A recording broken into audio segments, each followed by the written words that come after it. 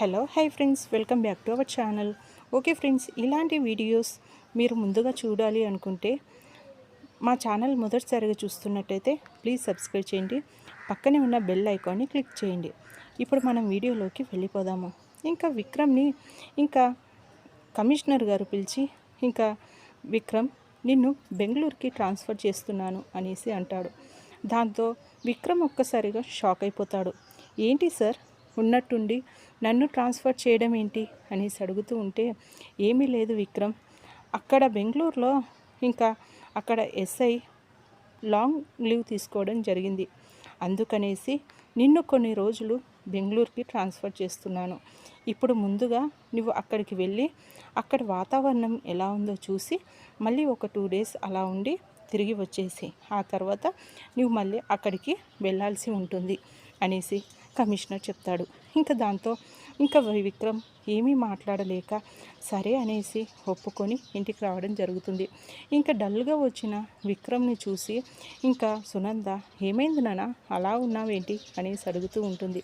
ఇంకా దాంతో విక్రమ్, ఏమీ లేదమ్మా, నేను బెంగళూరుకి వెళ్ళాల్సి ఉంది అనేసి అంటే, ఏంటి నాన్న ఉన్నట్టుండి బెంగళూరుకి ఎందుకు వెళ్ళాలి అనేసి అంటే, ఇంకా విక్రమ్, లేదమ్మా, నన్ను బెంగళూరుకి ట్రాన్స్ఫర్ చేశారు, నేను కొన్ని రోజులు అక్కడ ఉండాల్సి వస్తుంది అనేసి విక్రమ్ చెప్తాడు. అయితే సంతోషమే కదా నాన్న, ఇందులో దిగులు పడాల్సిన అవసరం ఏముంది అనేసి ఇంకా సునంద అంటుంది. దాంతో ఇంకా విక్రమ్, దిగులు పడాల్సింది నేను కాదమ్మా, ఇంకా ఇక్కడ రాధ ఎలా ఉంటుందా అనేసి ఆలోచిస్తున్నాను. రాధని ఇక్కడ ఒంటరిగా ఎలా వదిలేయాలి అనేసి ఆలోచిస్తున్నాను అని ఇంకా విక్రమ్ అంటాడు. ఇంకా దాంతో ఇంకా సునంద, ఒంటరిగా ఎందుకు వదిలేస్తావు నాన్న, నువ్వెక్కడ ఉంటే నీ భార్య కూడా అక్కడే ఉండాలి కదా.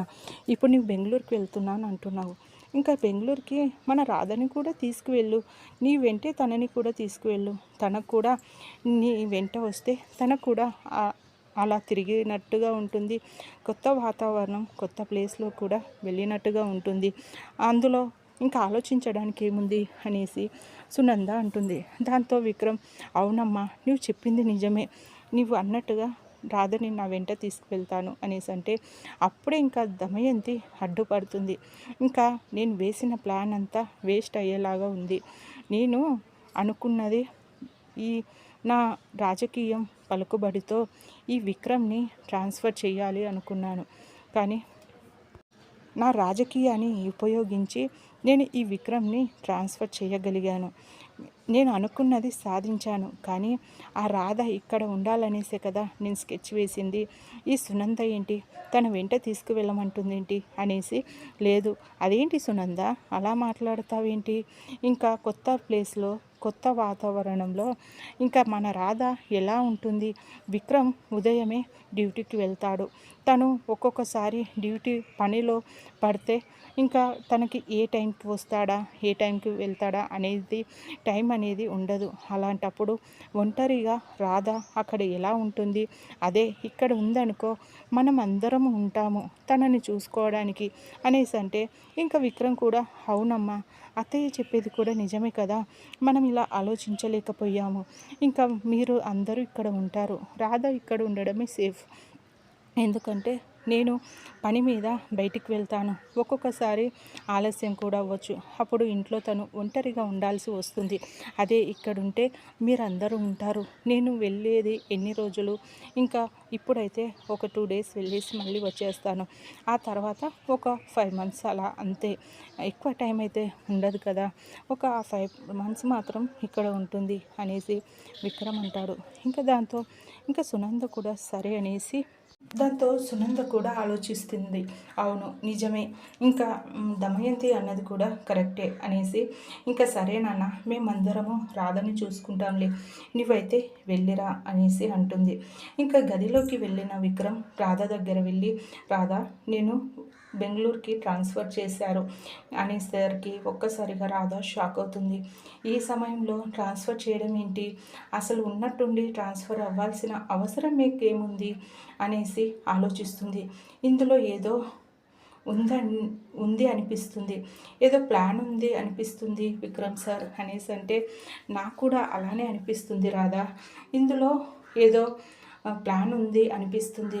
ఎందుకంటే ఉన్నట్టుండి నన్ను ట్రాన్స్ఫర్ చేయాల్సిన అవసరం లేదు.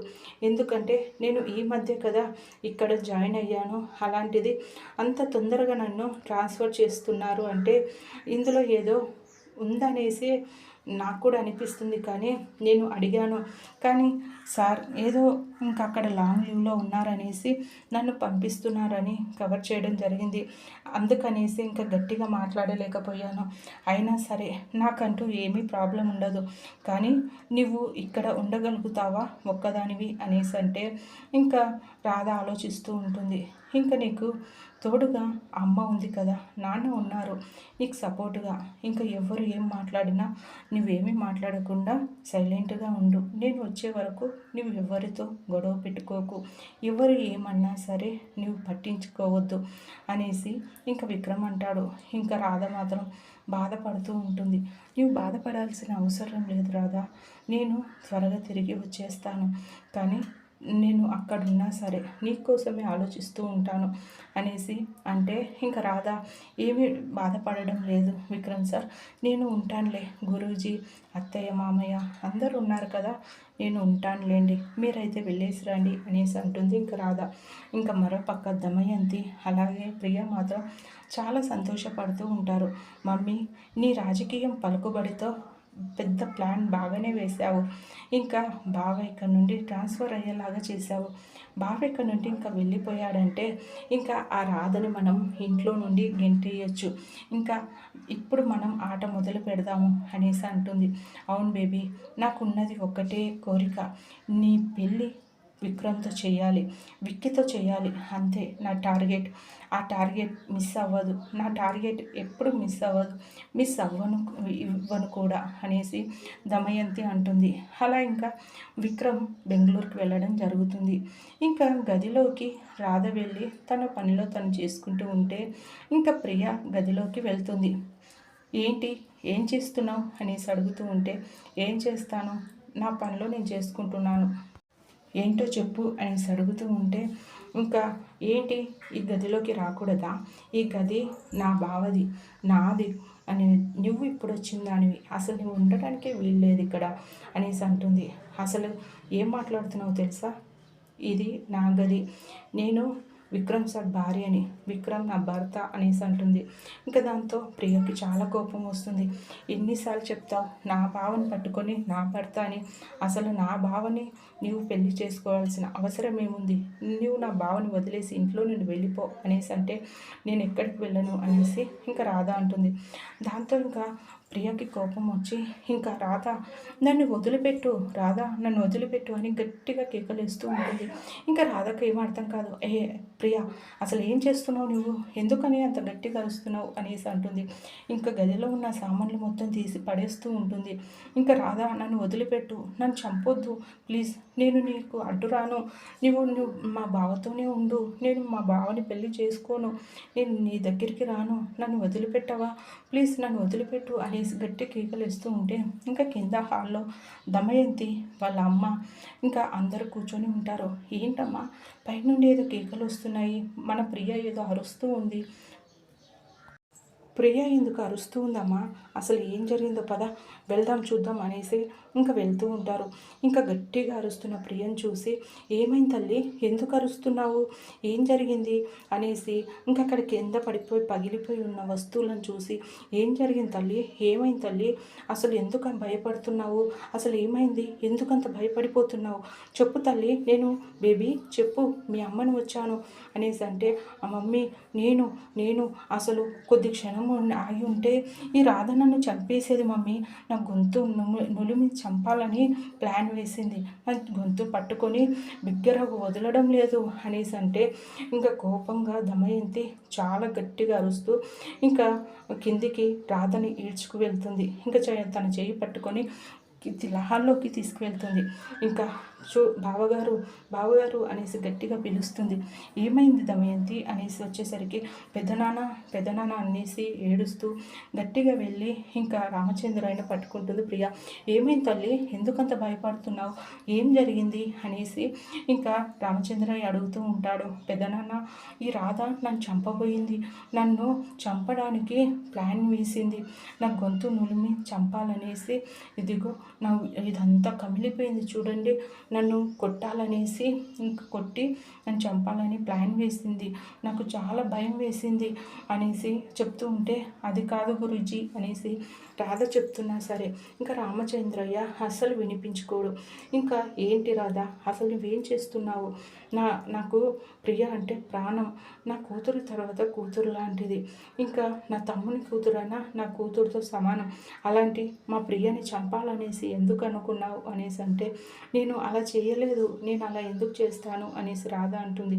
అయినా సరే ఇంకా రామచంద్రయ్య మాత్రం, ఎందుకు అలా చేశావు, నేను అసలు నమ్మను, నువ్వు చేయలేదంటే అసలు నమ్మను, చూడు ప్రియ చూడు ఎంత కంగారు పడిపోతుందో, ఎంత భయపడిపోయిందో, ఇన్ని రోజులు ప్రియ మీద కోపంతో ఉన్నావు అనుకున్నాను, కానీ ప్రియ ఇంకా తను ఏదో వాళ్ళ బావని పెళ్లి చేసుకోవాలనే ఆలోచన తప్పించి తను ఏ రోజైనా నిన్ను ఇలా చంపాలని ఆలోచించిందా? అలాంటిది ఈరోజు నువ్వు తనని ఎందుకు చంపాలనుకున్నావు? అసలు నువ్వు ఇక్కడ ఉండడానికి వెళ్ళలేదు, నువ్వు ఇంట్లో నుండి వెళ్ళిపో అనేసి అంటే, సునంద ఏంటన్నయ్య అసలు ఏం మాట్లాడుతున్నారు, తను ఇంట్లో ఉండకపోవడం ఏంటి, అసలు అయినా తను ఏం తప్పు చేసిందనేసి అలా మాట్లాడుతున్నారు అని అంటే, ఇంకా రామచంద్రయ్య అసలు ఏం మాట్లాడుతున్నావు సునంద, తను ఇంట్లో ఉండడానికి వీల్లేదని చెప్తున్నాను కదా, ఇంత పెద్ద సంఘటన జరిగింది, అలాంటప్పుడు ఇంకా తను ఇంట్లో ఎలా ఉంటుంది అనేసి అంటే, ఇప్పుడు ఈ సమయంలో విక్రమ్ కూడా లేడు, అలాంటి పరిస్థితుల్లో తనని ఎలా పంపిస్తాము అనేసి అడుగుతూ ఉంటుంది. అయినా సరే తన ఇంట్లో ఉండడానికి వెళ్ళలేదు అనేసి బయటికి గెంటేస్తారు. ఇంకా రాధ ఏడుస్తూ బయటికి వెళ్ళిపోతుంది. ఇంకా సునంద ఎంత అడిగినా అస్సలు వినిపించుకోరు, అందరూ లోపల ఉండిపోతారు.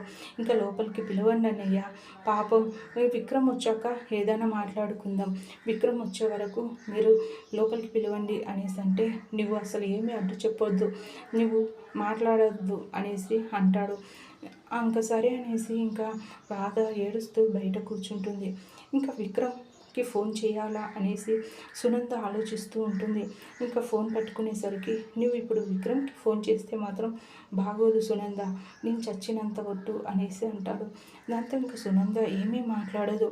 ఇంకా అప్పుడే విక్రమ్ ఫోన్ చేయడం జరుగుతుంది. ఇంకా ఫోన్ చేసి ఇంకా అమ్మ అనేసి అంటే, చెప్పు నాన్న అనేసి అంటే, ఇంకా తిన్నావా అనేసి అడుగుతూ ఉంటాడు. తిన్నాను నాన్న అనేసి అంటే, మళ్ళీ రాధ ఏది అంటే, ఇంకా రాధ బయట ఉంది అనేసి అంటూ ఇంకా తనకి ఫోన్ ఇవ్వమని చెప్పడంతో ఫోన్ ఇస్తుంది ఇంకా సునంద. ఇంకా చెప్పు తిన్నావా అనేసి అడుగుతూ ఉంటే, ఇంకా తినలేదు తినాలి అనేసి ఇంకా రాధ అంటుంది. ఇంకా ఎలా ఉన్నావు అనేసి అంటే, మీ వాళ్ళు నన్ను చాలా బాగా చూసుకుంటున్నారు, కంటికి రెప్పలా చూసుకుంటున్నారు, నాకు ఇక్కడ ఎలాంటి టెన్షన్స్ లేవు, మీరు మాత్రం జాగ్రత్తగా ఉండండి అనేసి అంటుంది అని ఫోన్ పెట్టేస్తుంది.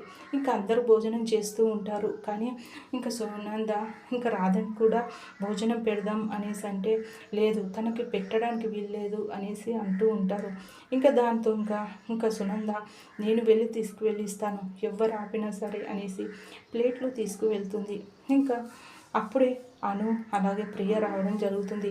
తిను బాగా తిను, ఒక బిచ్చం ఎత్తుకునే వాళ్ళు ఎలా అయితే బయట ఉండి తింటారో అదే ముష్టి ఎత్తుకునే దానివి అనుకుంటాము, బాగా కడుపు నిండా తిను అనేసరికి ప్లేట్ తీసి కింద పెట్టేస్తుంది ఇంకా రాధ. ఇంకా దాంతో ఇంకా సునంద, అను ఏం మాట్లాడుతున్నావో తెలుసా, నీవు కూడా పెళ్లి చేసుకుంటే ఓ ఇంటికి వెళ్ళేయాల్సిన దానివి, ఇలా మాట్లాడడం పద్ధతి కాదు, నీవు కూడా ఒక అమ్మాయివే కదా అనేసి ఇంకా సునంద అంటుంది. ఇంకా తిట్టడంతో తను అక్కడి నుండి వెళ్ళిపోతుంది. కాసేపు తర్వాత మళ్ళీ విక్రమ్ ఫోన్ చేస్తాడు రాధా ఫోన్కి.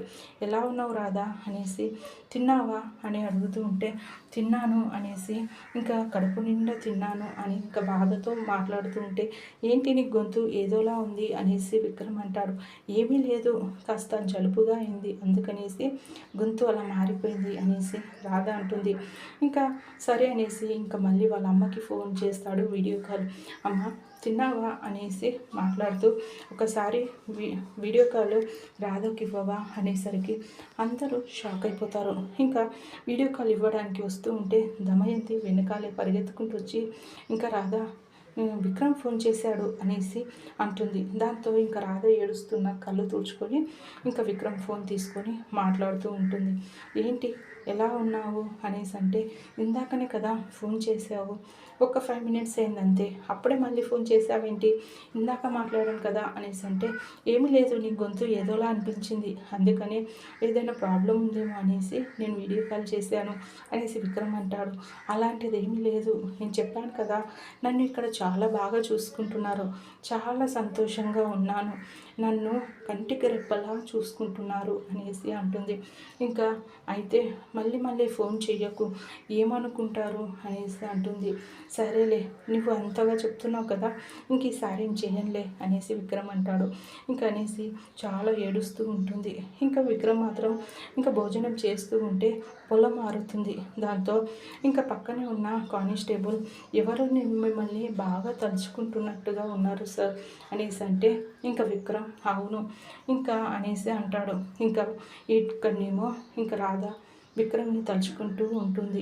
ఓకే ఫ్రెండ్స్, మా వీడియో కనుక మీకు నచ్చినట్టయితే ప్లీజ్ సబ్స్క్రైబ్ చేయండి, పక్కనే ఉన్న బెల్ ఐకాన్ని క్లిక్ చేయండి. ఇలాంటి వీడియోస్ అందరికన్నా ముందుగా చూడగలుగుతారు. Thank you.